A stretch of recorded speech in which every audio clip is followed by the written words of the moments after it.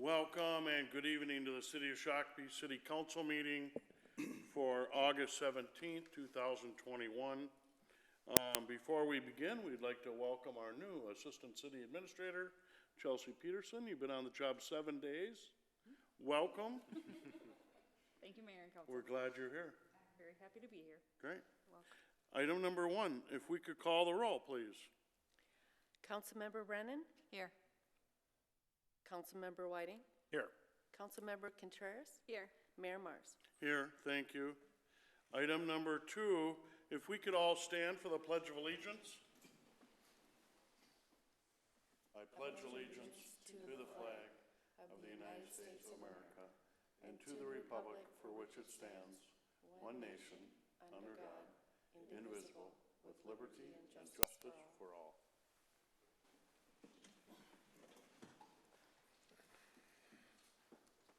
Thank you. Moving ahead, item number 3, approval of the agenda. Are there any changes, corrections, Mr. Reynolds? Nothing from staff, sir. Thank you. Councilor Contreras? Make a motion to approve the agenda. A second. I have a motion and a second by Councilor Brennan. Further discussion? Discussion? All in favor, say aye. Aye. Aye. Those opposed? Motion passes. The agenda has been approved. Item number 4, consent business. Are there any changes, corrections, Mr. Reynolds? No, sir. Thank you. Councilor Whiting. I'd like to remove 4C3. 4C2? 3. 3? Yes. Okay.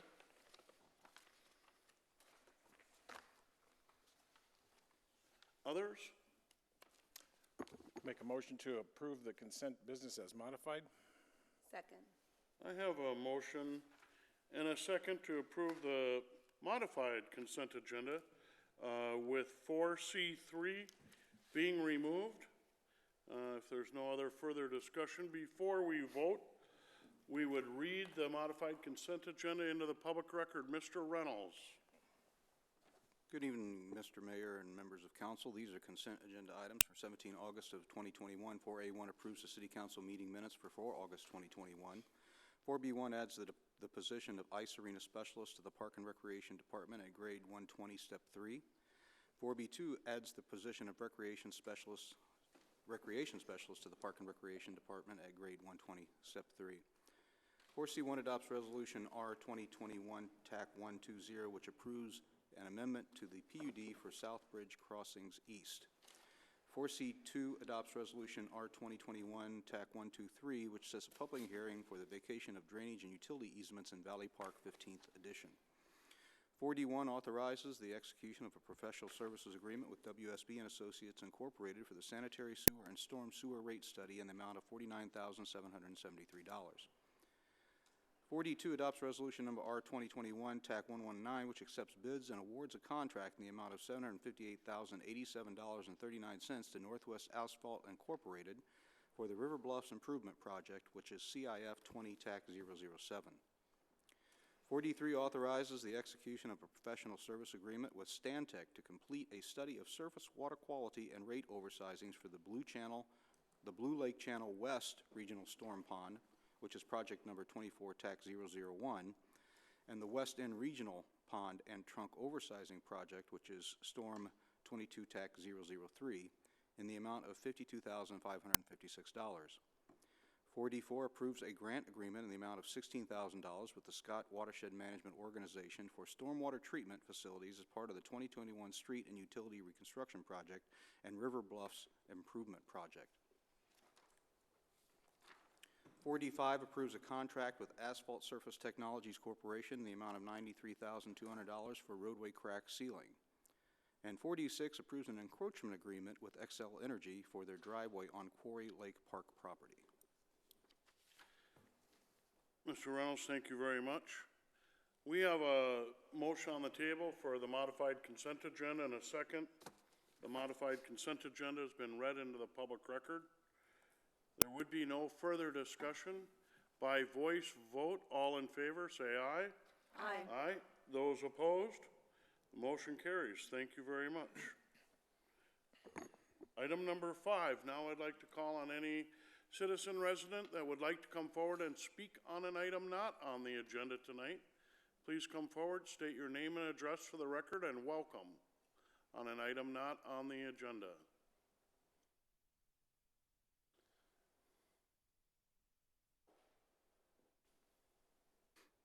Mr. Reynolds, have we received any electronic communication? No, sir. Okay.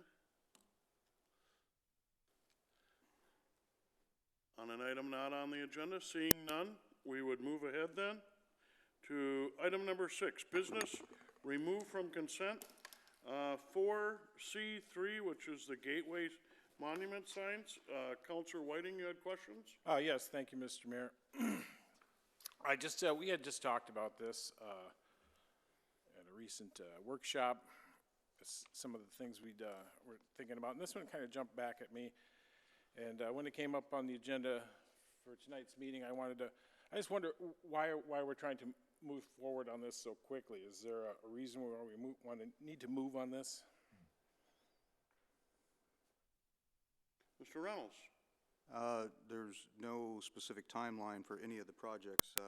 Counselor, we had a consensus at that meeting, and so I figured we might as well put on the agenda and move forward. If anyone would suggest a timeline, or one of the things we do need to worry about is if we're going to do this, we'll need to get it in before it freezes. But other than that, I mean, there's no specific timeline for that project. Yeah, this one I know there was some interest in pushing forward, and I talked, but this one kept coming back, and I just would like to have Mr. Lehman weigh in on it. I mentioned that when we talked about it, at least in general for some of these ideas. I'd like to see this tabled, so I would make a motion to table this item for future discussion. Okay. I can second that. I mean, I understand it's fair if he would like to see Councilor Lehman weigh in. And if there isn't, you know, maybe hopefully at the next meeting, bring it back up. But I did see that this option and the estimate, it says on their option, you know, frozen ground option, so maybe it is a little important. I don't know. But if that's the reason that he'd like to have Councilor Lehman weigh in. Okay, I guess I feel like we've talked about this a couple different times, and we've seen this design months ago, and I'd like to see us get started. It's unfortunate that we're not at full strength, but, okay. Councilor Brennan? I agree that we've talked about it, and I think there was some consensus that we should move forward with it, and at that point, Mr. Lehman was present at the meeting. So I agree that we should be moving forward with it. Councilor Whiting? Well, I knew we had consensus on the design guidelines. This is already put together. We had agreed on the design, and so we have a nice package deal ready to go to go get installed and built. Estimates all ready to go. We had some other ideas out there as well to use this funding. This is coming from some of the federal funds, I assume. Are we pulling this from that funding bucket? Yes, sir. So we had a bucket of money from those funds, and we had some other ideas, and we really haven't fleshed out all of those ideas yet, and I don't want to expend all those funds before we've taken a look at everything, and all of a sudden, we're out of money. And Mr. Lehman hasn't weighed in. So I'd like to put this out there. Motion on the table in a second. Further discussion?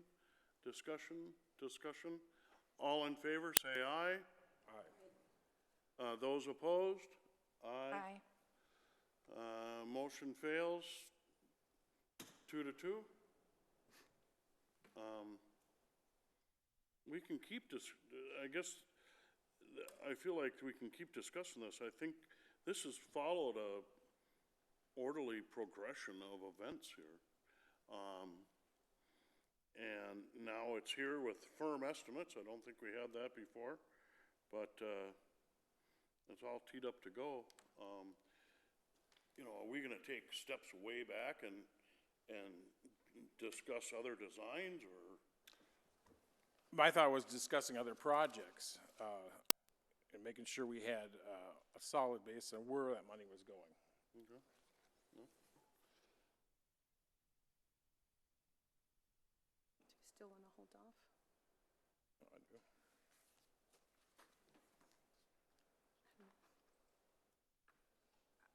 Desires of the council here.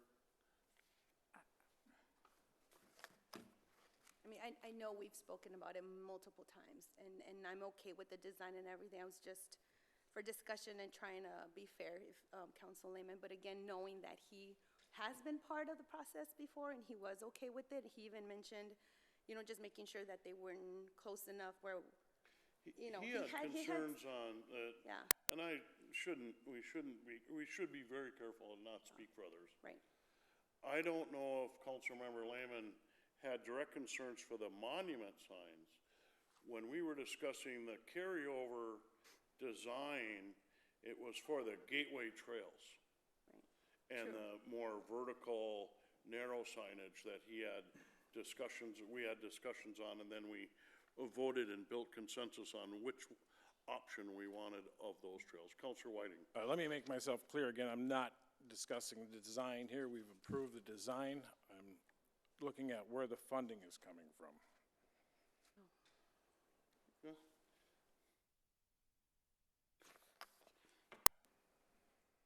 Councilor Brennan. Can I make a motion? Huh? Can I make a motion? Yep. I make a motion to approve a contract with Indigo Signs for $91,556.48 for the design, construction, and installation of 2 gateway signs, and allocate $25,000 for the site design, electrical, and site grading. Okay, thank you. Motion on the table, second? I'll second it. Second by Councilor Contreras. More discussion? More discussion? All in favor, say aye. Aye. Those opposed? Motion passes 3-1. Thank you very much. All right, moving ahead then, no other business was removed from the consent agenda.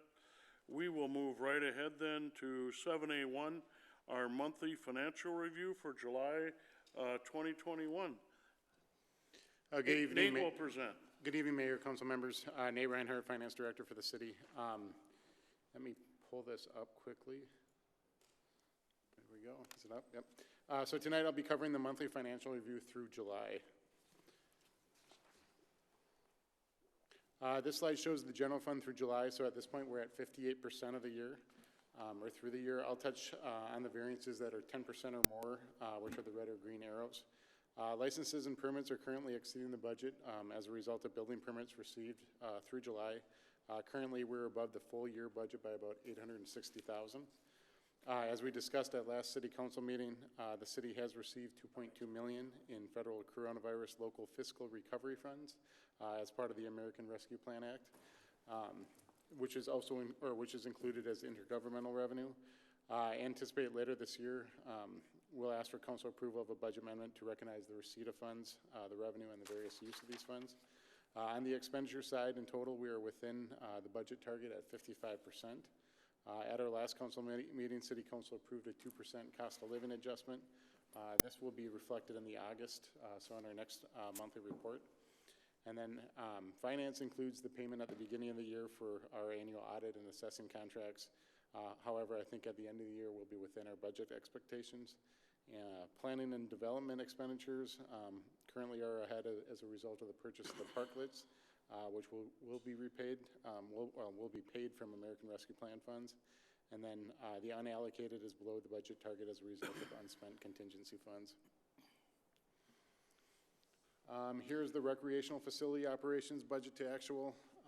Sand Venture, at the end of July, Sand Venture had already exceeded their annual budget expectations in terms of revenues by over $20,000. Ice Arena revenues were up from the previous year and close in terms to budget targets. Currently, we are showing more revenues than expenditures for the year. And then for the community center, we remain ahead of where we were at this time last year, but below our annual budget targets. So that is the monthly financial report, pretty similar to what you've seen the last couple of months, but if you have any questions, I can answer them for you. Thanks, Nate. Questions? Questions? So just remember or remind, I guess back on the previous slide, for just like last year in the intergovernmental line item in revenues, now that includes our first half of 2.199 million. That's exactly the same spot we had it last year. So I wanted to remind everybody of that. Then back on the recreational facilities, it just continues to show that people want to get out and about, and to see Sand Venture in such a strong position this year, people really enjoying it. Also, you know, many 90-degree days help. And the ice arena, and actually the community center is trailing a little bit, but doing pretty well. So I look at these numbers, I talk to my peers, other mayors around the,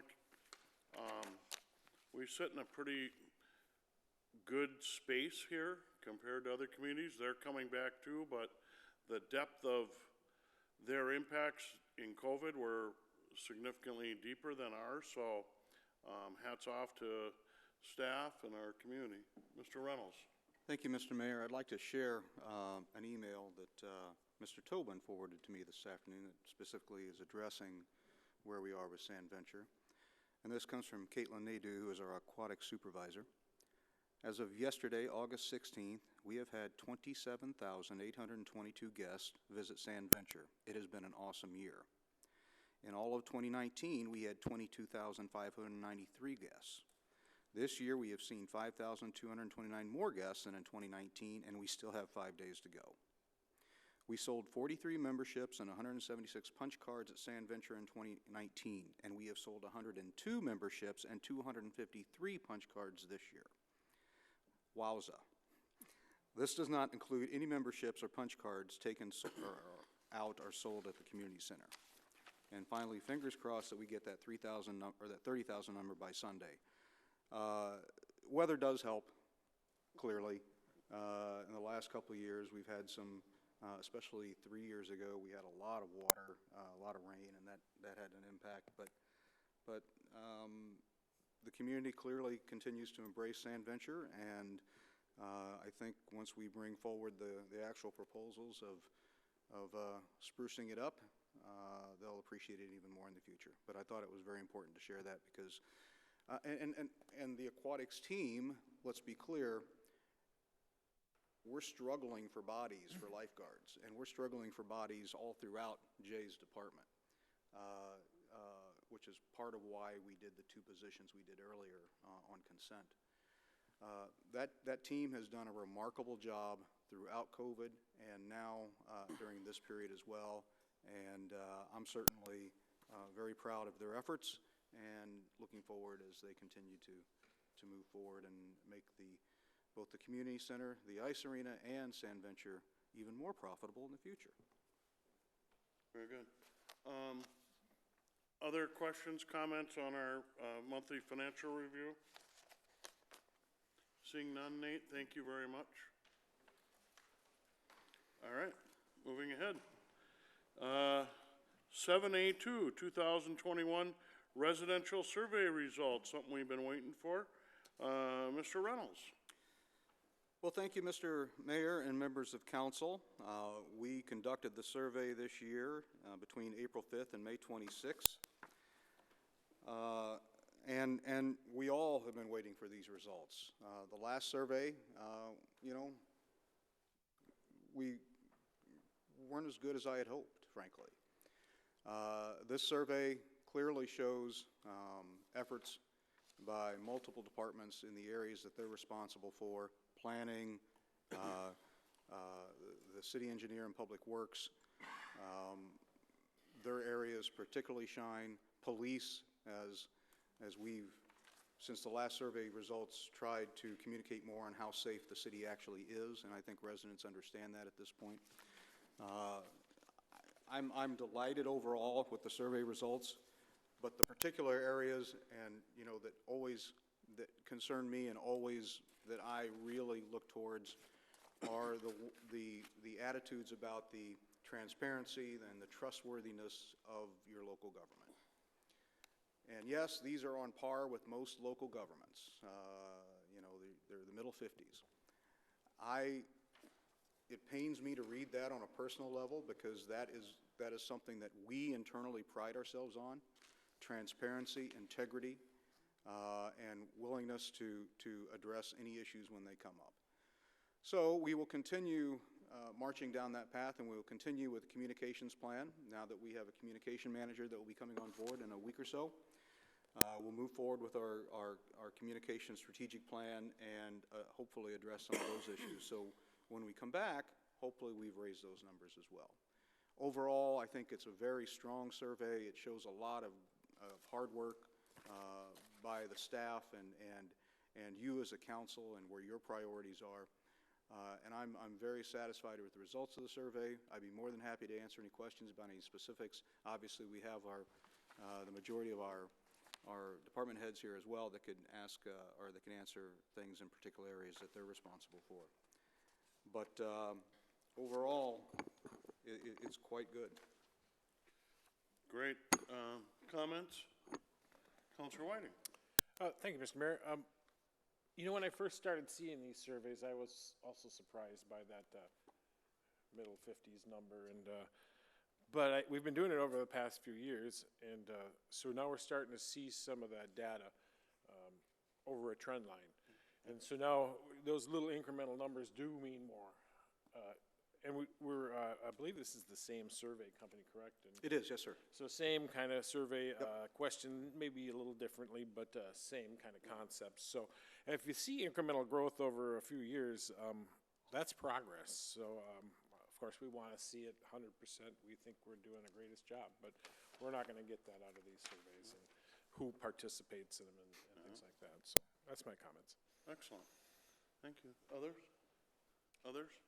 I Councilor thought it was really good information, and there was one that surprised me was that the feeling was that we had affordable housing in Shakopee and by the residents that took the survey, and you know that's something that we always hear about is we need affordable housing. So I don't know how that balances. You know, you hear it out in the real when you're talking to people, and then you hear this survey. So I don't know how. When you run across those things, how do you balance it? I really appreciate the comments regarding innovation, and it was innovation in different areas, because I think that's what, you know, it was in our strategic plan as a value. And I thought on page, I think it's 117, and there's a chart, there's 4 things that are low or high or importance and quality, and you know, one of the things that showed up was an importance for parks and recreation, and it was a high quality, and I agree with that. I think we have great parks and recreations, and I'm glad that we value that and we feel that's important in our community. Also, you know, economy, we always talk about that, and we'll be talking about that a little bit later. So I think that's all I have, but I think they were good information also. A quick comment, Mr. Reynolds? Yeah, and one of the things on the economic portion, it was the continued, and we've seen this over and over, as Councilman Whiting has said, the importance of downtown. Very clear. People really want investment in the downtown, and they want to continue that in the future. That was very clear. Excellent. Councilor Contreras? Thank you, Mayor. I was extremely happy to see these results, and overall feeling for safety in Shakopee, that I was very excited to see the growth. Also on page 31, participation level, something that went low, that kind of caught my attention, but I'm guessing it went down because of COVID, the times we're living, where it says, volunteered your time to some group activity in Shakopee. Reach out. There's so many different places that we can volunteer. Maybe because of COVID, that's why it went down. But if you're ever looking for something to do, reach out to one of us. There's always something we're working on that we know of a group or an activity that's going on, and there's always opportunities. So to try to maybe get that up, hopefully, if things get better, there's always something to do. Thank you, Mayor. Excellent.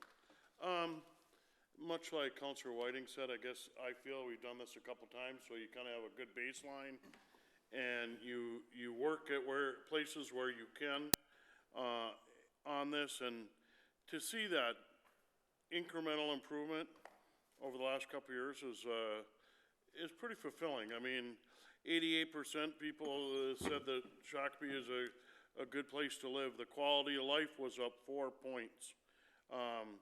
Overall, actually, on the city side, customer service was up 11 basis points.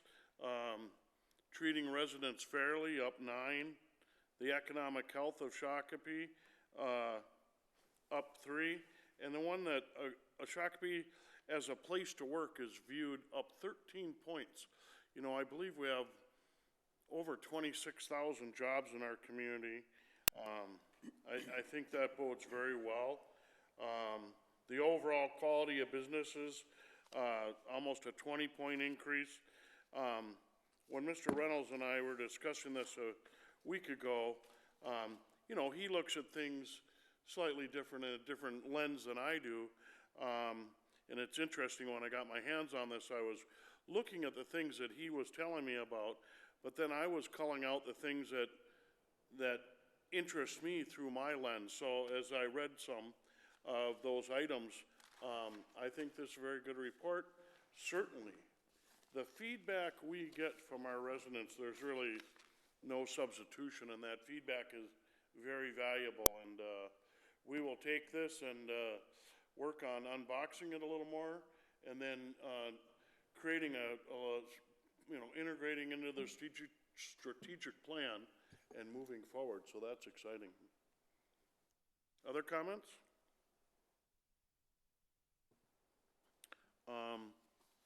If not, thank you all. All right. Let's move ahead then to 7B1, which is the 169 Pedbridge project. And Steve will present. Good evening, Mayor and council members. We're circling back on the Trunk Highway 169 pedestrian bridge. Several weeks back, we took a tour around the city, and this was actually one of our stops. We walked out of the Southbridge neighborhood out to the trail, and we looked north across Trunk Highway 169 towards Quarry Park, and we saw where we were looking at options to construct a bridge in the future. We're planning it in 2022. So we've been working with our design team on coming up with some alternative bridge locations within that general area. And tonight we have our design team here, WSB. We have Andrew Plowman and Carl Osberg, and they will be giving a presentation on the alternatives that we looked at. Without further ado, have at it. All right. Welcome. Good evening. Thank you. Thank you very much, Mayor and council members, and thank you, Steve, for the introduction there. So a little bit of Pull the mic a little closer if you want. is it? Thanks. Okay. Yeah. There we go. Does that work? Okay. Now I can hear. All right. So as you probably are well aware, City of Shakopee did receive $2 million in funding from the Minnesota Budget and Management, the MMB. And since that time, we have been working on alternatives, working with Mndot, and obviously the city as well. Obviously, the goal is to connect Quarry Park to the trail system near Deans Lake. As you can see with the layout, there's quite a bit of different facilities, a neighborhood in the southeast quadrant. There's a FedEx facility, and you can kind of see the red location of where we think the bridge needs to go, and a lot of that is based on conversations with Mndot, especially in relation to the sign bridges that you see out there. And we go into a little bit more detail of that in the report. We won't go into a whole lot of that with this, but that's kind of the sweet spot is what you see for the alternatives. So the first option considered was the Helix option that brings across to the south side and then wraps around to helix everybody back down. Some of the pros on there, it does have a smaller footprint than some of the alternatives. In terms of utility impacts, given the fact that we're not touching down kind of in the Mndot right-of-way, that means that we won't have quite as many utility impacts there potentially. The Mndot right-of-way is what we have on there as well. Now, the Mndot right-of-way is proven not to be that big of a deal. All it means is a little bit more work, to get a limited use permit with Mndot, so that actually, on any of these options is not that big of a impact. And then also, it doesn't impact the Prior Lake outlet channel that you can kind of see to the east of the option there. This is one of the most expensive options. And in addition, maintenance-wise, the helix, like these have fallen out of favor a little bit, just maintenance-wise, and also for pedestrians getting around, especially, meeting ADA requirements with that grade coming down. And then also, you can see with the impact to the wetlands is a pretty big impact. Let me move on to option 2. So we call this option the South Trail crossover. So this one has gradual curves, or actually, angles is what you see there, so a little bit bigger angles. So the use and maintenance of that is not, too bad compared to the helix option for sure. This is the lowest cost, but very similar to option 3, very similar in cost. This does tie into the neighborhood, but what you will notice is it does tie into the neighborhood, however, it takes out a lot of those trees. And again, some of the same pros about minimal impact to Mndot right-of-way and utility impacts. Again, with the cons, we do have utility or wetland impacts, and then also the right-of-way are really that parcel and taking out the trees. And then the Prior Lake outlet channel would go right over the top of that, and also the other trail that currently exists. And it also is the longest bridge, but the cost is the least expensive. So option 3, the South Trail connection, so this goes kind of parallel to the current South Trail that's currently existing out there. And if you've read forward, this is our preferred alternative. So some of the things, it's very low cost, very similar in cost to option number 2. It ties in very nicely to the existing trail, and so it also makes it easier to use for the residents and doesn't have quite as many tree impacts. Again, so the cons on that, Mndot right-of-way, but we don't consider that a very big concern. Potential utility impacts, although we have looked at the utilities, and overall we don't anticipate a whole lot of maybe some adjustments. The alignment of the curves are a little bit sharper, so the angles are a little tighter, but we have looked at that in terms of maintenance and worked with the maintenance crew of what would be required, so we'll be able to make that work.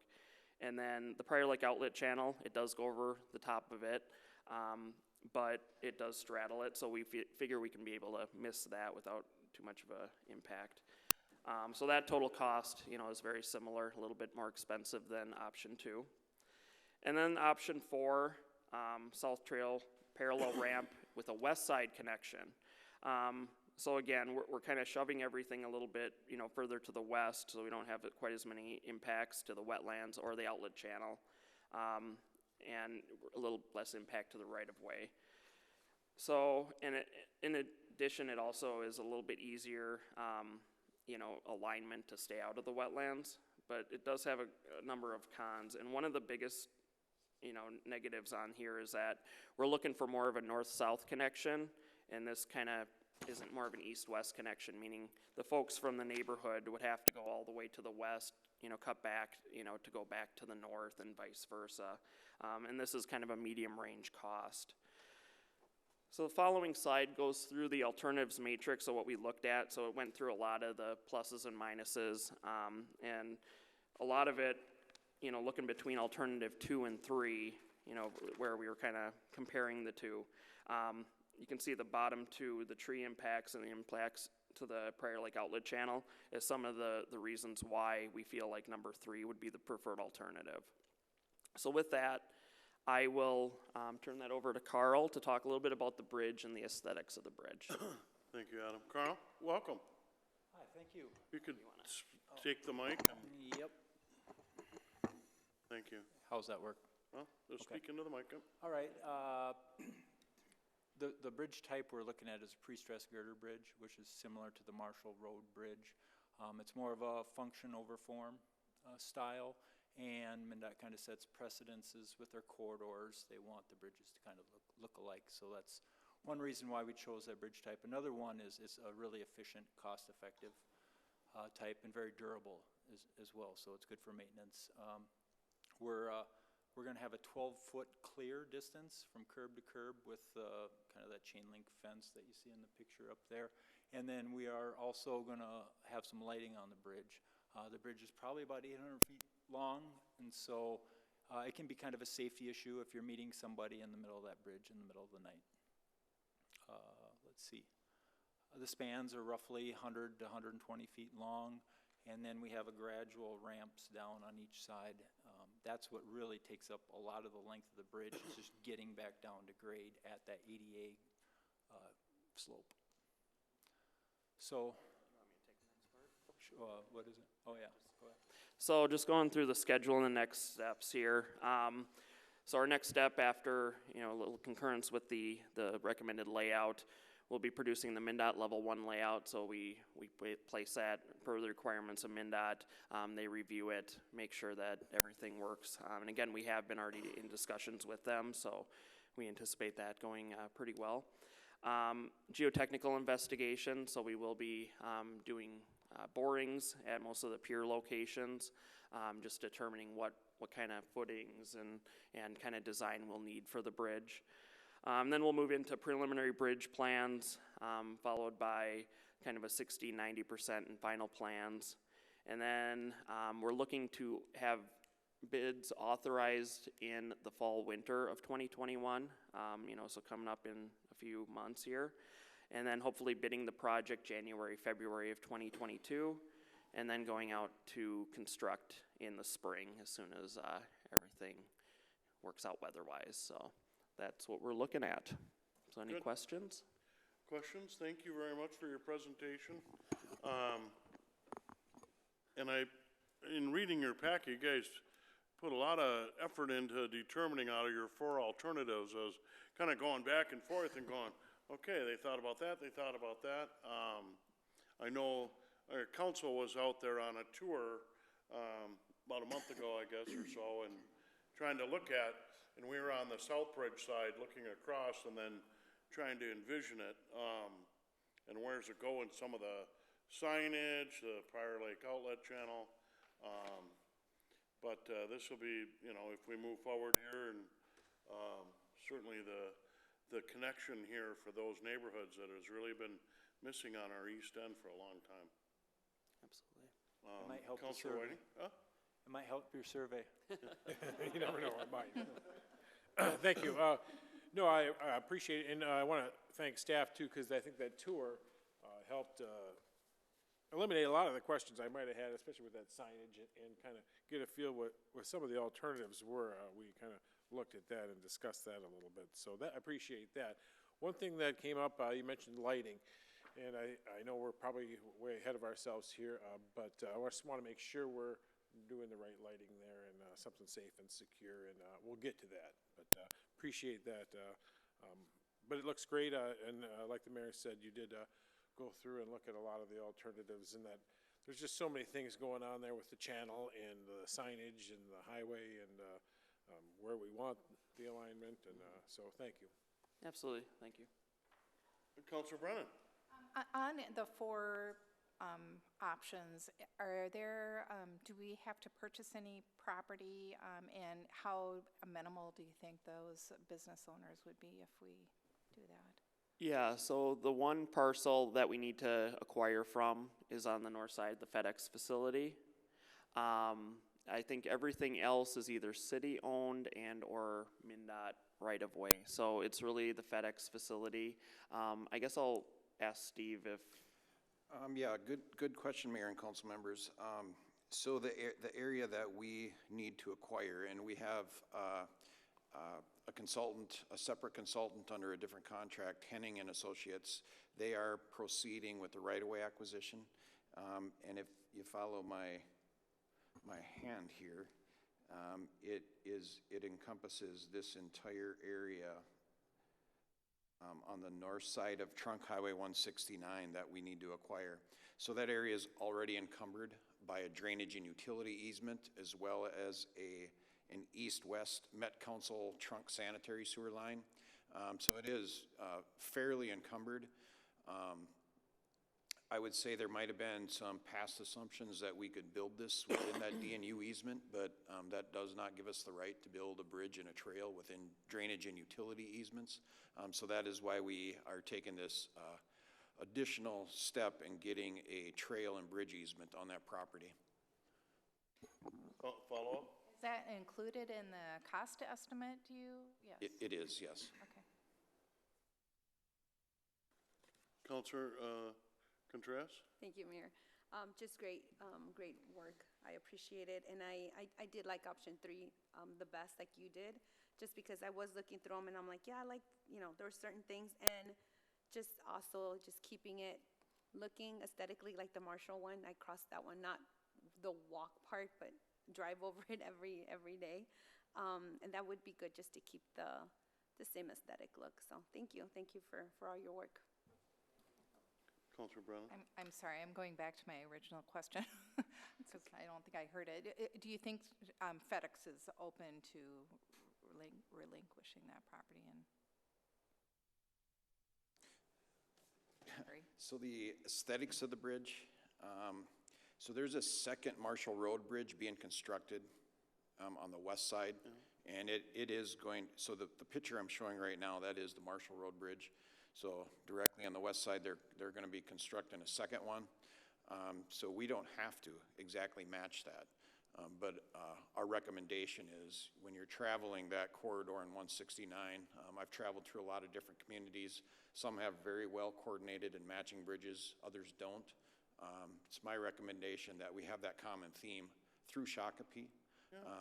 But if there is disagreement with that, we have options. But this is our recommendation. So, and that is why we're bringing this to you at this stage. We want the council involved. We want to keep you updated through the design. It's a big investment for the city council, so we want to be on the same page when we do a ribbon cutting ceremony for this bridge. My question is, do you feel that there's going to be any issues purchasing that property from FedEx? And will that delay the project at all in negotiating that?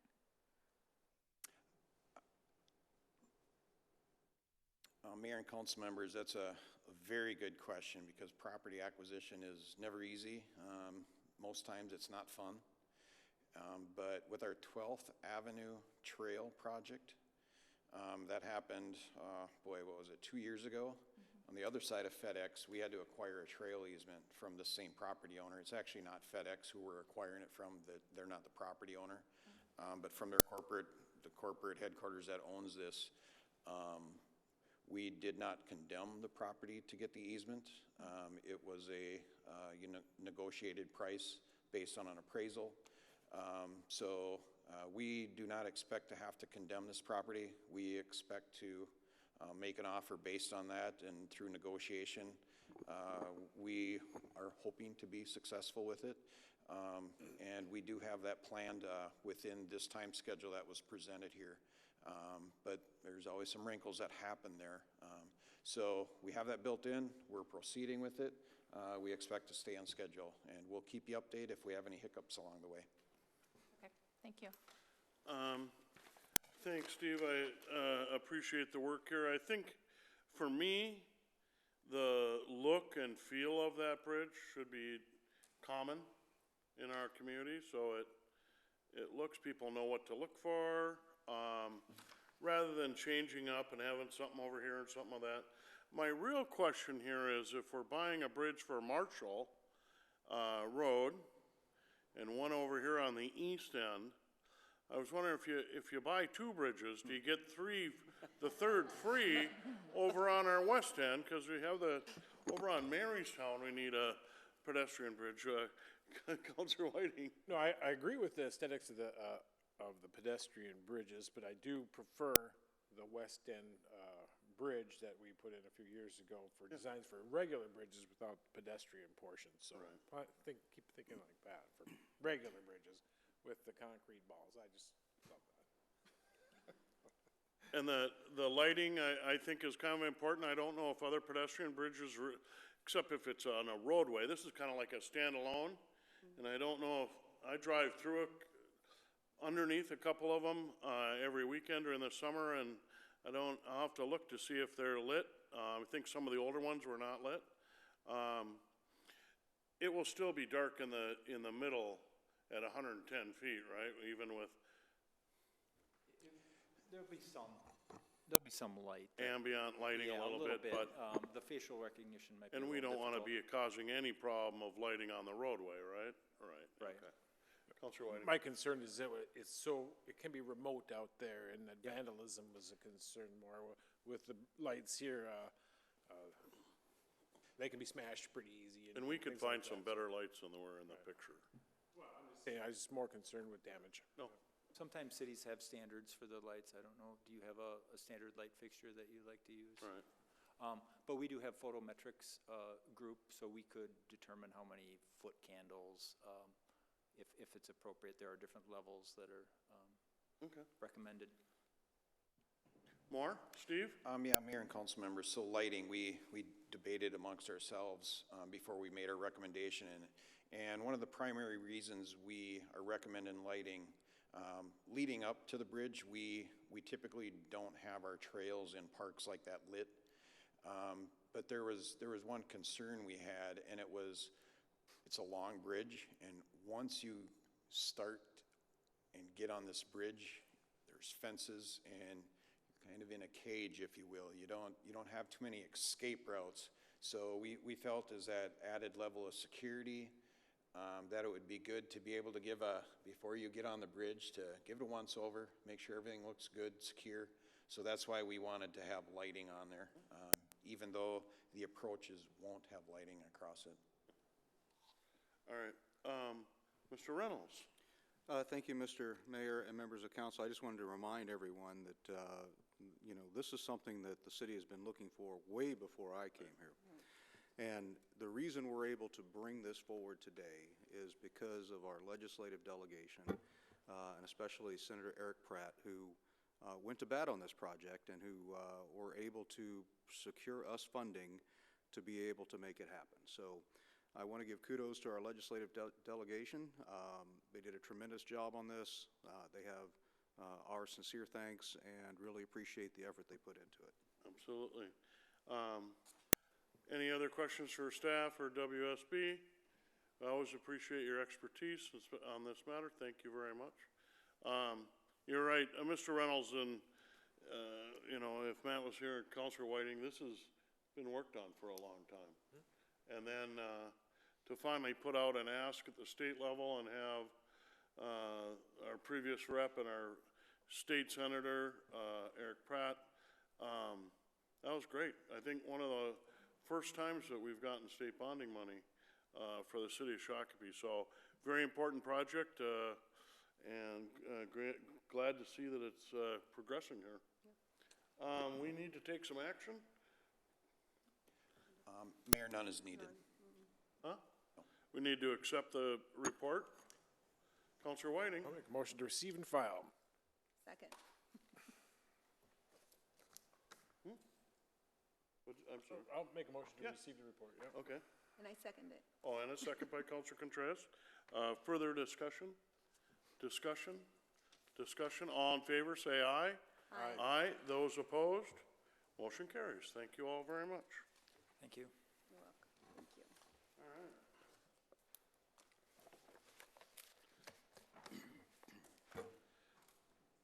Let's move ahead then to 7B, or 8A, which is the review of the 2022 preliminary budget and levy.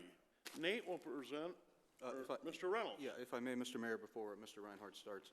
I wanted to talk a little bit, just introductory, about this particular budget and a couple of things. First, this is when we first started this budget process, we were looking at a levy of about 13%. Obviously, that's simply not acceptable by any stretch of the imagination. And so we made some difficult choices there, and part of that was we have needs for a couple police officers. We also have needs for some more supervisory help in our fire department. But ultimately, as I've communicated to all of you, it is my goal next year to go to the state legislature and request the ability to have what is essentially a sales tax, either on tickets or entertainment, that will go specifically to those areas of public safety. As we now know, because of COVID and the data that we've been tracking, 3/4 of the people that cause us issues in this community with police and fire are actually not residents of this community. And so the question is, who should pay for that? Should it be our residents that are paying for that, or frankly, should it be those that come and visit all of our facilities and our nearby entertainment destinations? Should they not pay for that? So that is something that we will do next year. Councilor Whiting. I thought, we're collecting this data. Do we have any other cities to compare that to? Just a thought, we may want to start see if we can collect that maybe? We didn't even collect the data before. And Right. so the only reason we started doing it because we were wondering, well, who are the people that are causing, the impacts? So Bloomington might, I'll reach out to a few and see if there are, and I'll do that in the next week or so to see if there are others that collect the data. I don't know if they do, but we'll certainly make that attempt. The next thing I'd like to point out is that this budget has been worked through department heads and Mr. Reinhardt. 98% of the work for this budget has flown through them, but it is important to understand that the decisions made on what was moving forward are mine. And I say that because I don't want you to somehow feel that they are responsible for something that you may not agree with.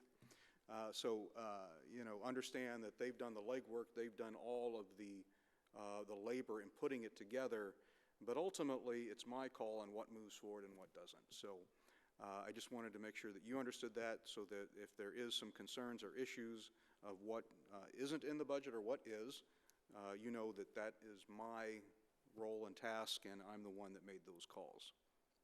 And with that, Mr. Reinhardt. Nate. Thanks for the wonderful introduction. Good evening, Mayor and council members. So tonight we'll go through the 2022 preliminary levy and budget. I should mention that this being our first work session, there's still a number of moving pieces. We've certainly sat down with the departments and put a lot of numbers in and updated things, but there's a couple of numbers that we're still waiting on and fine-tuning some numbers as we go. So I wanted to start first by describing the overlying financial objectives. These would include maintaining a low and stable tax rate. Part of this is achieved through increased market growth, both through current and new property. Additionally, in February 2020, the City Council adopted its 2020 to 24 strategic plan, which lays out the City Council's strategic priorities while serving as a broad guiding document for city staff to do its work.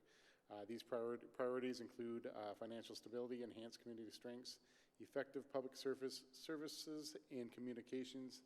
These are all key considerations when it comes to looking at the 2022 budget. On the administrative side, we want to continue to be transparent and make our decisions with the future in mind to ensure our city's ongoing ability to provide quality services at a reasonable price. Staff is recommending a city levy of $22,698,000. This is an increase of $1,680,000 or 7.99% from last year, and a preliminary EDA levy of $500,000, which is a $150,000 increase from last year. The EDA does have a statutory authority to levy up to a specific percentage of total city taxable market value. For 2022, this calculation would provide up to $1,024,000. So the EDA would be able to levy up to that amount. We are proposing to continue with the $700,000 capital improvement levy. The park development levy, which was removed with the 2021 budget, we're not proposing to restore that with the 2022 budget. And then just a reminder, the preliminary levy is the maximum levy the city can levy. The final levy may be reduced, but it cannot be any more from what you'll set in September. And then for just to provide an idea of what a 1% levy increase decrease is, that amounts to about $210,000 a year. So when you're looking to adjust the levy up or down by 1%, that's roughly $210,000 in funding. Just starting off with kind of some key impacts from the budget levy request.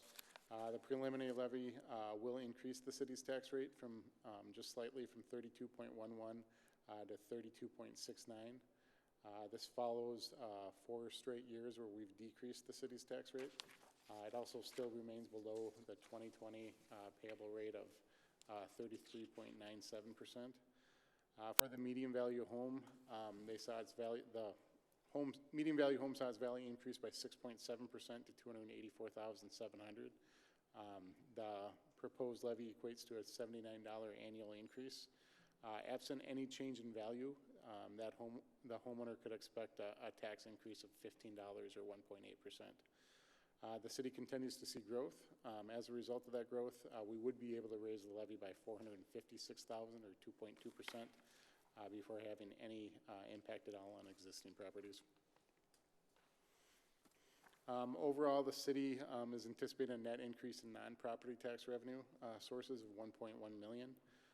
We did add, just going through some of the changes from last year's budget, we did add an allowance for uncollectible, which we haven't included in previous budgets, which is basically a deduction from what we expect for property tax collections. I looked at the last 4 years budget to actuals, and we've collected about 98.4%. So that $79,500 represents about 0.5% of our levy to account for either non-tax payments or adjustments to property taxes. Sometimes you'll have a tax court case that'll adjust the values after the levy's been set. We have estimated the SPUC pilot contribution to increase by $250,000. Of course, this may change depending on what we settle for a contribution rate. The city's building permit revenues have been strong the past few years. We've increased the budget revenue by $663,000. Engineering fees, which would be the portion of the engineer staff's time that's allocated to development, we've increased that by $100,000. MSA state aid, which comes from the gas tax, we've based that projection on what we received this year, which is a $41,000 decrease. Recreational revenues, which were impacted the most by COVID-19 in the past year. However, for 2022, we're predicting normal operations. We've increased the budgeted revenues for the ice arena as a result of the Shakopee Skate School agreement and programming. Recreational programming revenues, I should mention ice arena, or the community center, we've held relatively at the similar level as well as San Venture.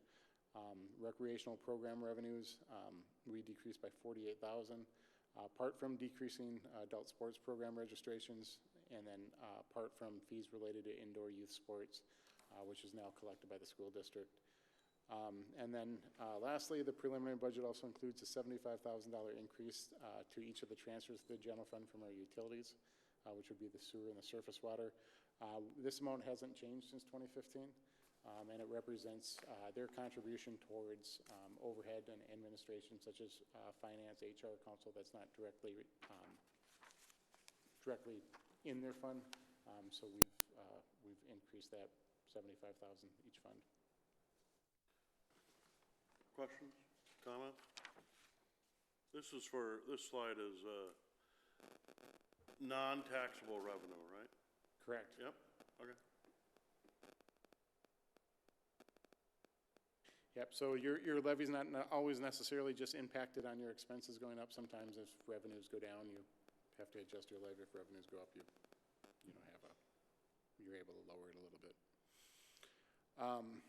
So here's the expense side. I do have a little bit of a typo on the slide. So it says net increase of $1,680,000. That's really our levy increase. On the expenditure side, we're increasing by $2.6 million. So that first line there should be, if you're looking at it from an expense perspective, it's a $2.6 million expense increase. Like most other cities, our operational costs are primarily driven by personnel. About 70% of our costs are personnel costs. In 2021, we added new positions, including a building inspector, engineering technician, communication specialists, and then as approved tonight, conversion of a recreational specialist from part-time to full-time, as well as the most recently approved 2% cost of living adjustment. These were not included with the original 2021 budget, therefore their first impact will be in the 2022 budget. These changes amount to $734,000. An additional 2.5% cost of living adjustment is proposed for 2022, which matches all three union contracts for 2022. This would include full-time, part-time, and seasonal.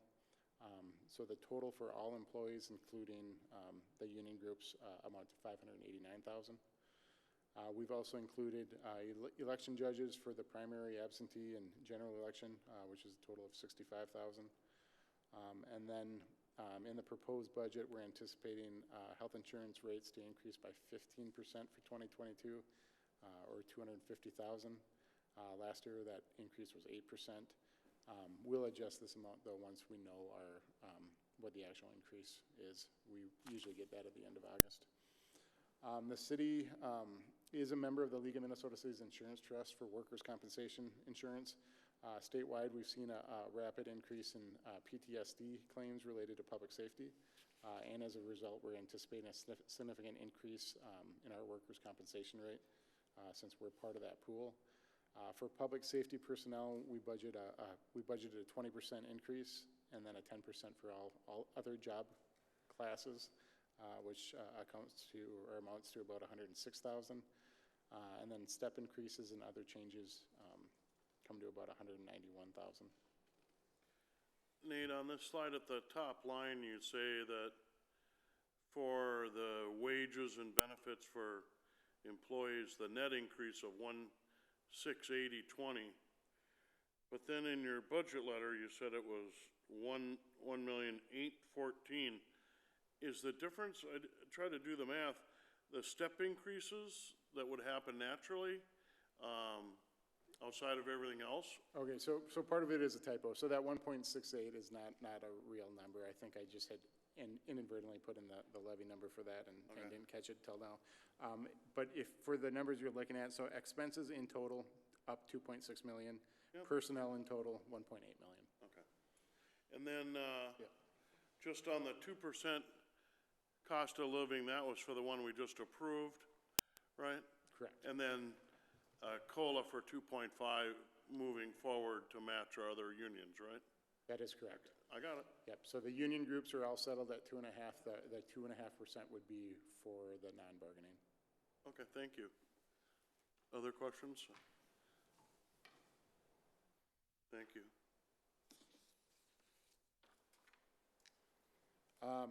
And then just continuing with the expense side. So internal rent charges, so we've established these internal service funds years ago to account for equipment, buildings, park assets, information technology, infrastructure, and equipment. Philosophy behind that is that instead of having large swings from year to year based on equipment being replaced or whatever it might be, it's really flattened that out through rent charges over a period of time, accumulating the resources and then paying out of the internal service fund. Back in 2018, we looked at the equipment fund and then made an adjustment for equipment being replaced greater than 10 years to future replacement costs as opposed to current or original purchase price. We phased that increase over a four-year period, with 2022 now being the final phased-in year. This amounts to $103,600. Increases in other replacement costs and equipment adds another $72,800. We looked at the building fund and also made an adjustment for 2022. We've typically funded that over 50 years based on the cost of our buildings. However, there is things within the building that have a shorter life cycle, and we've took those items out and are now charging them over 30 years versus 50 years. So that has increased our rent costs for the buildings fund by about $112,500. And then other services and charges, so this is everything else. We're seeing a net increase of $434,000. This includes $96,000 allocated for the spending to tribal contributions, which previously we haven't accounted for the spending side. We've just counted for the revenue side coming in. $50,000 for emerald ash borer mitigation, $34,000 for recreational software. This represents the increased cost in comparison with our previous provider. $30,000 for fleet vehicle tracking software, $26,500 for county prosecution costs. This will actually be the first year the county will start sending us a bill for these costs. And then $25,000 for a salary study, which will focus primarily on part-time wages. The remainder of that increase is all for either contractual services or materials. It's not really related to adding anything new to the budget. Okay, questions? Thank you. Did put in one slide here on the EDA, since we are proposing an increase in the levy of $150,000. As mentioned, we do have authority to issue or levy 0.0185% of our taxable market value, which for 2022 would be $1,024,000. So we can set the levy anywhere up to this cap. We have not increased the levy since it was originally implemented in 2018. Personnel in the EDA includes the economic development specialist and a portion of the planning and development director. We have seen the personnel cost increasing year over year without necessarily adjusting the revenue side, which is part of the rationale for asking for the increase. And then in 2022, we've also included an additional $100,000 in professional services to pursue the historical designation of the cultural corridor. The EDA fund, following the vacant land purchase from Scott County near Canterbury, we have a cash balance of about $65,000 right now. That money will be replenished once we sell the land, but that's where it's at right now. With the current $350,000 levy, it doesn't really provide necessarily much flexibility, and it is important to note that the levy is specifically designated for economic development activities, and any funds that remain unspent from year to year carry over for this purpose. So what this amounts to, and I wish I had stuck this on the slide, but sometimes you don't realize it until you start going through it. The $150,000 increase amounts to $7 on that medium value home, so a $7 increase. Question, Councilor Whiting? Thank you. $100,000 for the National Register for the cultural corridor. Where did we get that number from? Do you have any? I could take a shot at it, but I'll let you. Mayor and Council, we did submit a grant, a matching grant, I think $75,000 from the city to the State Historic Society. And as part of that, we had to get an estimate. So that's where that comes from. So we haven't gotten any grant. Mayor and Council, no, we should know in the next couple of months. But that would be the matching funds for that. Correct, sir. To get that funding. Okay, thank you. I have a question on the facade program. Just adding $100,000 to that fund. It seems like in the last year or two, we haven't seen that many applications. I think last year we just saw one that was a application that came back around. Is there a pretty healthy amount in there? Or? Mayor and Council, as Mr. Reinhardt said, that's a gross number for the fund. All the money rolls back into that fund, and I think it was 900 plus thousand. Based on the sale of property that we had, we just spent $800 and some odd thousand buying the property at Canterbury, so that fund today is dropped. We did only receive for 2021 one application. That's for the Pullman Club, and that's one that you all had approved 2 or 3 years ago, and they had stopped because of COVID and other reasons. And then there was the bakery one that was done, and they did not draw down on their money. They chose not to. Okay. Councilor Whiting? I like that fund healthy for those opportunities that arise. Hopefully, we don't have to use them very often. But when they do come up, it's nice to be able to have some money to use for some projects or for this fund specifically. Okay. Thank you. Councilor Brennan? I just have a question regarding the facade improvements fund. Sorry. Is that just for the downtown area? Is that for a greater area that people can use that? Mayor and council, it was changed a few years ago to the commercial corridors, so it's, you did the liquor store on First Avenue by Huber Park, which is not considered in the B3 district. We have had some applications for other properties that just weren't old enough, or that fund cannot fund general maintenance, so some people wanted to paint their building. That's not something the fund would fund. But it can be used in the other commercial quarters, but the buildings, I believe, need to be at least 50 years or older. I have one more Follow-up, question. yeah. Regarding the National Historic Register, 100,000. I'm just wondering why it would be there instead of park as designation under the general levy. Mayor and council, that probably wouldn't qualify for use for park dedication funds. It would have to come out of, if it doesn't come out of here, it would have to come out of one of the general fund categories. That help? Mr. Reynolds is shaking his head, so. Yeah, it would have to come out of the general fund. All right. Nate, you're back up. No other questions, at least on this slide? The EDA?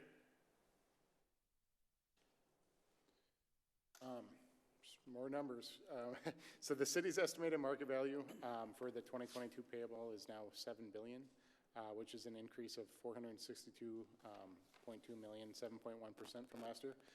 New construction accounts for $162 million, 34.9% of this increase. New construction allows the tax levy to be spread against a larger tax base, which reduces the tax burden for existing taxpayers. Apartment market value grew at the fastest rate with $85.3 million in new growth of its total market value increase of $115 million. On the flip side, we did see a small decrease in total commercial estimated market value of about $19.8 million. This is a result of pandemic impacts on lodging, fitness, smaller retail stores, sit-down restaurants, and movie theaters. Since 2018, spurred by the growth of the city, we've seen an estimated market value increase of $1.9 billion or 36.7%. Probably not terribly important, but so the reports now that are provided from the county do have these split out into different class types than they were previously. So now you're seeing it spread out more, adds a little bit more information, which is nice when you're looking at some of this this information, because previously it was commercial and industrial were lumped together. So I like the breakdown a little bit more information. Tax capacity. So the city levies a flat dollar for taxes, which is spread against all taxable properties in proportion to their percentage of total tax capacity of the city. Residential represents 47.1%, which is similar to what we've seen last year. So we're not necessarily seeing a shift from residential someplace else or into residential. We are seeing a increase in the percentage for apartment and a decrease in the percentage for commercial. So this is ultimately amounts to pretty much the percent of total property taxes that are being paid from each property type. Total tax capacity of the city is estimated at 62.7 million. It's again about a 7% increase from last year. This chart shows the city's tax capacity and rate over the past 10 years, including the 2022 preliminary levy. Based on the preliminary assessment value, the proposed levy will increase the city's tax rate from 32.1 to 32.69, which is an increase of 0.588%. But overall, you can see we've had a significant decline in the last 10 years. The value of the median value home increased from $266,800 to $284,700 over the past year. Median value being, if you lined up all the homes from lowest to highest, it would be the value that falls in the exact middle. This is an increase of $17,900 or 6.7%. Again, this chart provides information on the median value home and city property taxes paid since 2016. Orange bar representing the median value home, and the gray shaded area represents the property tax paid. Since 2016, the median value home has increased by 39.3%, compared to just 26.9% increase in property taxes paid on that home. So your value is increasing at a faster rate than your property taxes are. Question here, or comment, Mr. Reynolds? Yeah, thank you, Mr. Mayor, members of council. I just wanted to point out what I consider to be the most important fact on this whole chart. If you look at annual city taxes, in 2016, the median value home paid $703. 6 years later, we're looking at $893. I think that's pretty phenomenal. I think we see, you know, every year we see this slide, and what sticks out to me, and there aren't any percentages at the end game here, but your house as a percentage is increasing almost twice as fast as any tax rate. Yep. I think last year it was 30 for your value of your house over the last many years, and the tax rate was at 15 or something percent. So I like this slide a lot too, because I think the value of your home is moving up. I think that's great for everybody's balance sheet. I know some people don't want their home to increase in value, but it should be part of your retirement. And in this market, it's great to see, rather than the alternative, right? Nate, continue. Yep, no, I would agree with that statement as well. For reference, so I like to kind of just put things in perspective. When we talk about a 1% levy increase and decrease, for the medium value home, it's about $9 annually. So any adjustment to the levy up or down by 1%, you're talking $9 per medium value home. And then here's the summary of the 2022 preliminary general fund budget. The budget incorporates the general fund portion of the preliminary tax levy along with the budget impact items that we've discussed. Past few years, we've seen record building permit volume with larger projects. You may see the revenues collected one year, but incur inspection costs for the project the following year. With the budget we've used, last year we used $500,000 to offset related operational costs. The preliminary budget utilizes $250,000 of these revenues for the 2022 budget, which is a reduction of $250,000. So moving towards kind of a completely balanced budget. And then here's a comparison of us and surrounding cities and comparable cities when it comes to city property taxes, sanitary sewer, and stormwater charges. So it's what we control here at the city level. The following chart provides the 2021 annual cost of services for a $250,000 value home, which is slightly below our median value home, but nice round number, easy to use for this year. And then 5,000 gallons of water usage a month. The city's sewer billings include a city usage rate, a city fixed rate, and the Met Council disposal rate. The Met Council rate is calculated based on their allocated city share, based on average use over the previous 3 years. When I've run this formula last year, it brought the cost down. When I ran the formula this year, it's bringing that Met Council charge up from $260 per 1,000 gallons to $273 per 1,000 gallons. And then we also are proposing an increase in the city's usage rate of 85 cents to 90 cents per 1,000 gallons, and the city's fixed rate from $290 to $325 per month, mostly being driven by infrastructure costs. For a typical user, this $5,000 gallon user a month, it equates to $15 a year or 6.2%. And we're not currently proposing any change to the surface water funds rates for 2022. However, as you, on the agenda tonight, the City Council did approve a consultant to perform a utility rate study for both utilities. Those results will be presented to Council in November and may have an impact on what's being proposed here for both 2022 and I guess beyond. So I do anticipate having a further discussion in regards to utility rates this fall. Mr. Reynolds. Thank you, Mr. Mayor, members of council. This obviously is one of my favorite slides.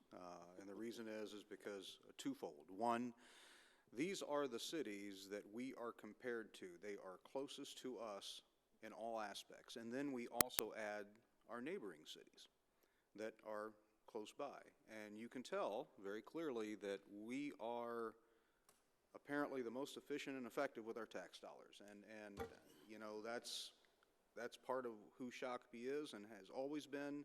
And I'm extremely proud of that fact. We will remain one of the lowest taxed municipalities in the Twin Cities metro area, bar none.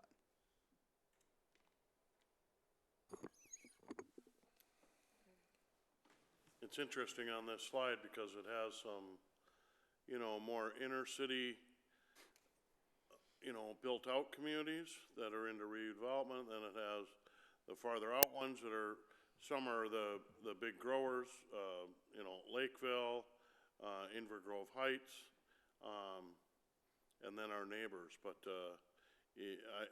I like to see this slide too, and I know our comparables, but then you toss in, because we used to just look at our neighbors. Yep. To the east, the west, north, or south. And I think that when we switch to comparable, I think it's a better apple-to-apple comparison. So.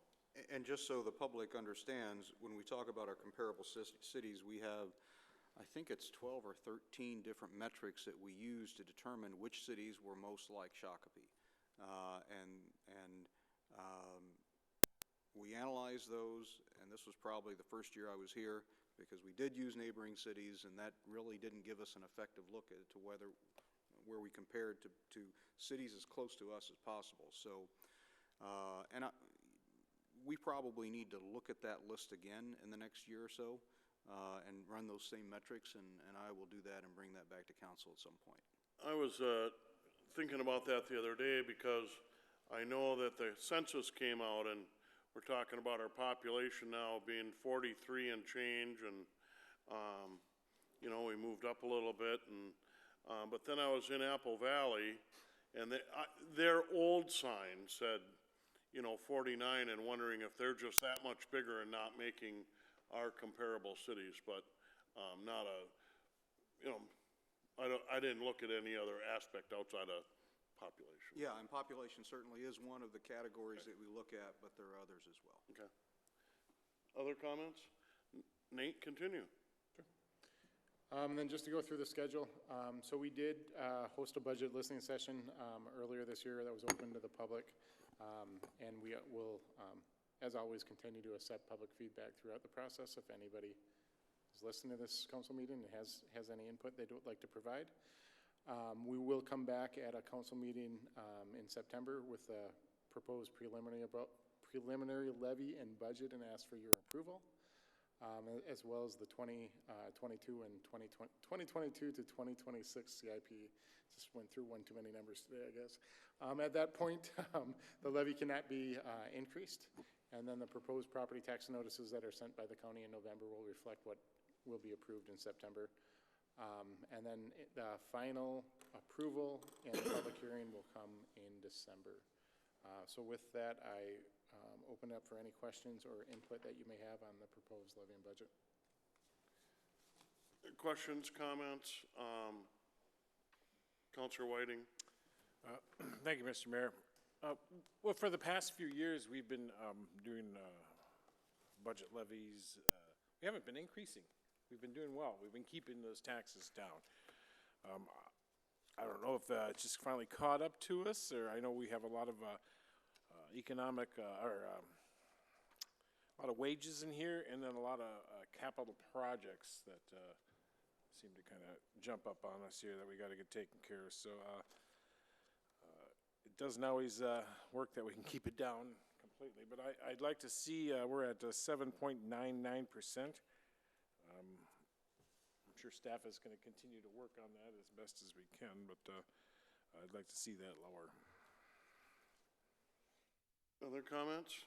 And as Mr. Reinhardt pointed out, you know, we do have some things that we don't know fully yet what will be the ultimate expense, and we've been very conservative in that estimate.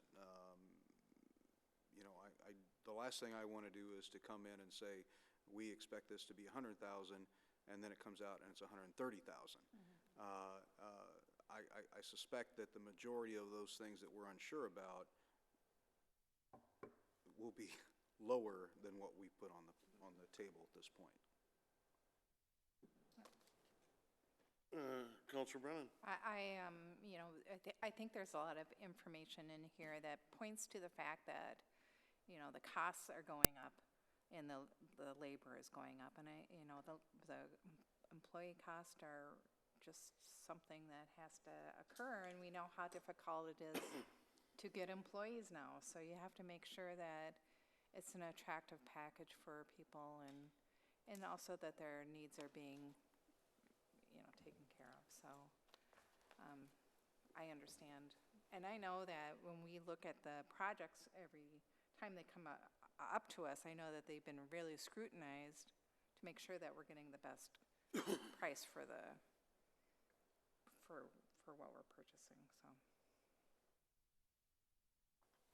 Okay. No questions, just thank you for your work. Thank you. As I look at this, I think we've done a great job over the last several years of keeping it low, and I watch what other communities do. I mean, about a month ago, I had a meeting with Bill Reynolds, and he said, well, we might be looking at 10 or 11%, and, I walked out of the meeting. I said, I can't do that. I think Shakopee's been on the conservative side.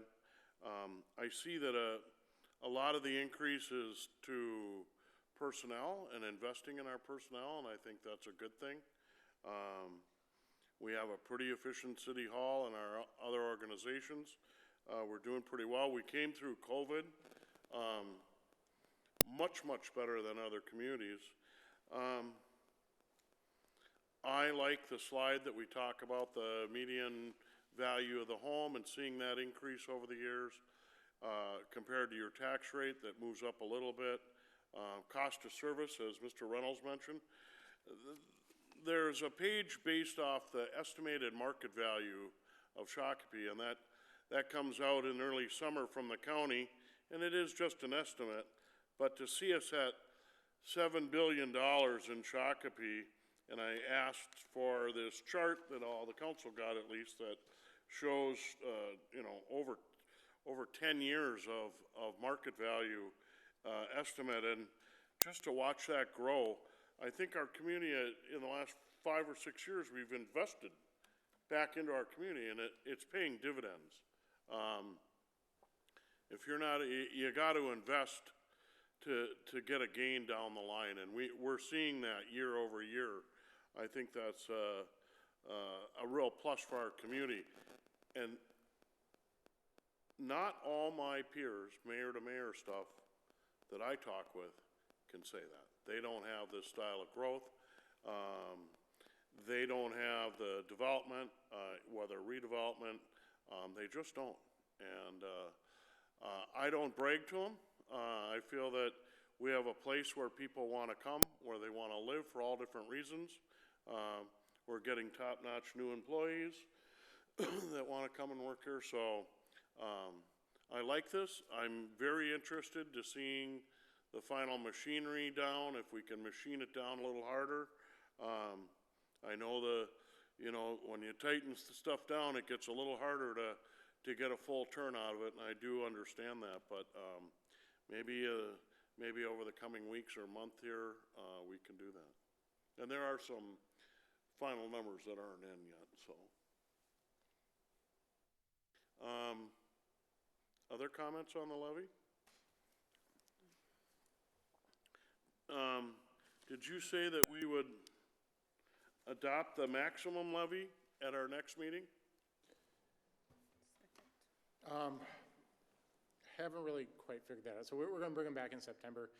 What I had thought about doing, and I haven't talked to the city administrator about this, but the thought of maybe bringing the EDA levy back to you at the EDA meeting first week of September, and then bringing the city levy back at the second meeting in September. But I can move forward with however you may want to see it presented if you want to just. Well, I see one is adopt the proposed maximum levy.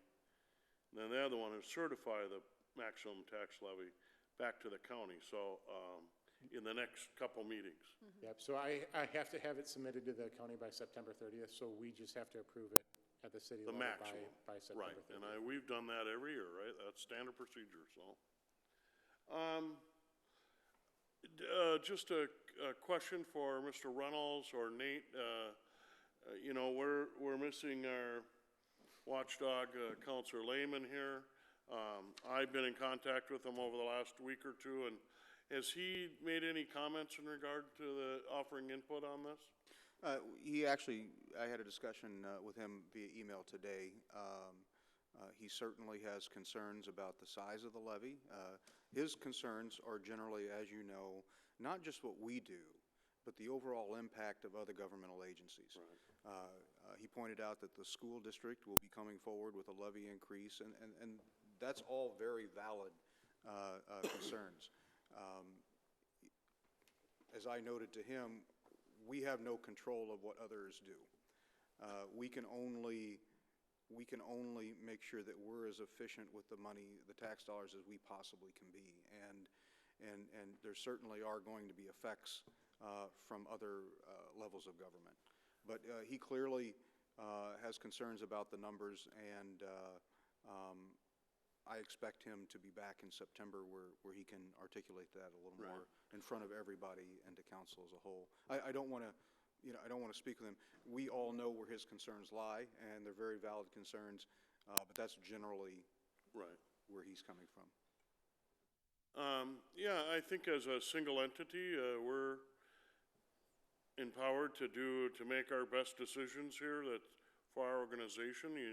You do look across the road or and up the street and what's the county doing, what's the school board, but we're in those elected roles, they're obviously charged with doing the right thing and keeping their impact down.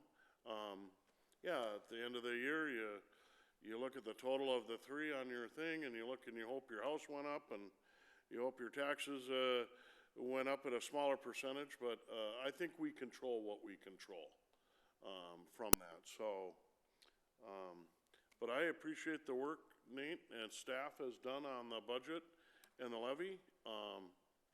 And we'll be, if there's no further comments, I mean, this is just kind of we did the CIP and now the levy, and I'm sure we'll be back for more, right? Yes, sir.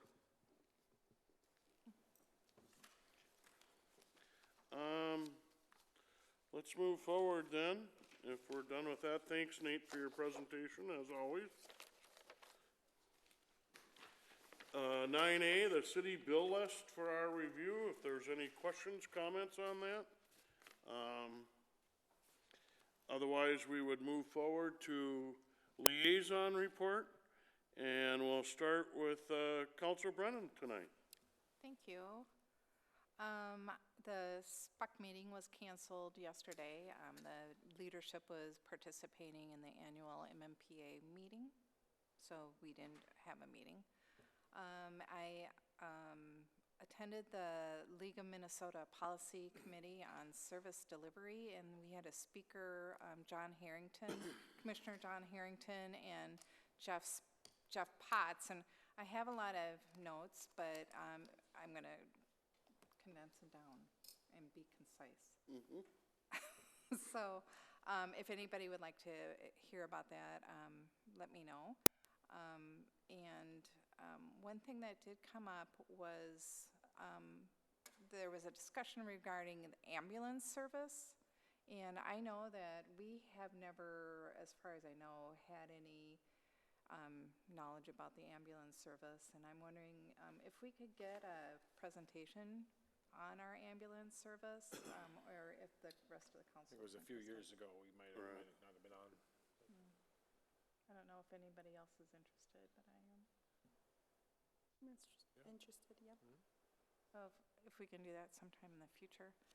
I attended the firefighter swearing in yesterday, so thank you to those gentlemen who joined in our city. I also attended the Big Taste of Fun this weekend, and I really want to thank the Shakopee JCI for the work that they did to organize it. It was a lot of fun, and I think that it had a lot of turnout, and it was a great time. They've gained a lot of traction in the last several years for that Taste of Shakopee, which used to be one of our premier events in town and kind of went dormant. But the JCs, and I remember I talk with them almost every year, and I say, start small and build on each little bit every year, and they've done exactly that. And to see it again, with the type of crowd they had, and the amount of engagement in vendors and people, it was a delight. And I know, I let their leadership know on Friday morning, about how their setup was, so that was great. And they're looking for even to build on that, for next year, so, great. Is that? That's all I have. Well, Councilor Brennan, thank you very much. Councilor Whiting? Thank you, Mr. Mayor. Attended the downtown Main Street Shakopee meeting last week. We talked about the Holiday Fest that's scheduled for Saturday, December 4th. That'll include the downtown businesses will be having some activities, the tree lighting. This year, the parade will be stationary. We kind of mentioned that last time, but I confirmed that. And fireworks, of course, we will have that. And I'm told they're working on getting a special guest, so we'll see. I don't want to give that one away yet, but we'll see. Special one. Yeah, that could happen. Also want to mention Rhythm on the Rails. That was a great event. If you didn't get a chance to get down there, it was a fabulous time. August 5th was the third best week for Rhythm on the Rails ever.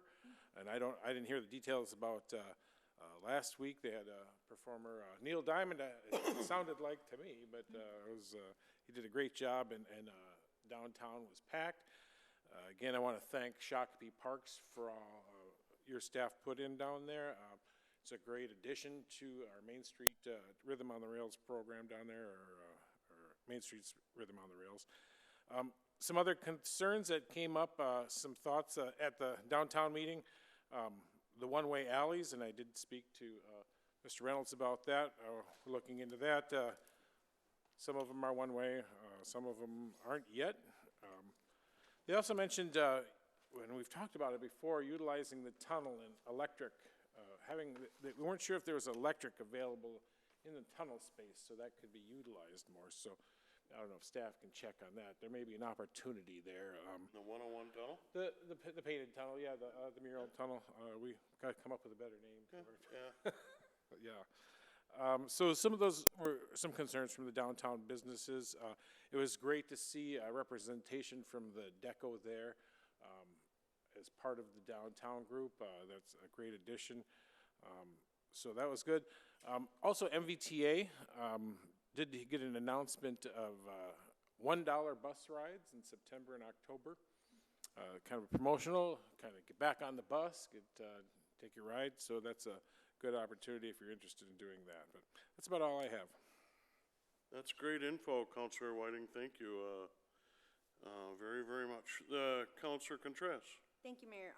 Haven't met for SDA or the equity team. Those are coming at the end of the month. School board, just a reminder, the August Community Forum will be hosted in the thrust stage at the Shakopee High School this Thursday, August the 19th from 6:30 to 8. Once again, we are invited to attend and just hear. It will be all the financials that we're talking about of you know, what's happening. And if you have questions, again, please go out there and ask your questions. And then yesterday I did attend the swearing of the two firefighters, our newest two firefighters, and welcome to Shakopee, and thank you for choosing us. And then I also attended the Taste of Shakopee. I was pretty quick. I went with my son, and he got what he needed, and away we went. I didn't have much time, but it was fun for the couple minutes I was there. Yeah. That's it. Thank you. Councilor Contreras, thank you very much. For my mayor's report, last week, August 4th, do I have that date right?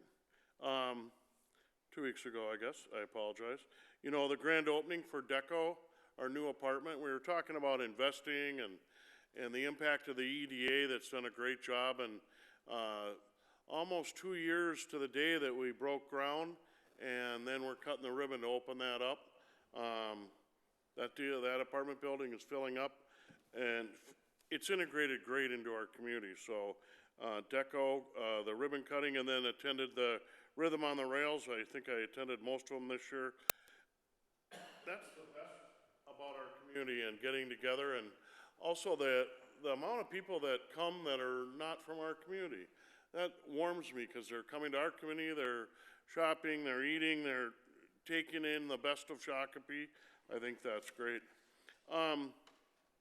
Coming up here tomorrow, Wednesday the 18th, we have a community picnic. Fill a backpack with school supplies and fill a squad car. It's at Lions Park. It's free.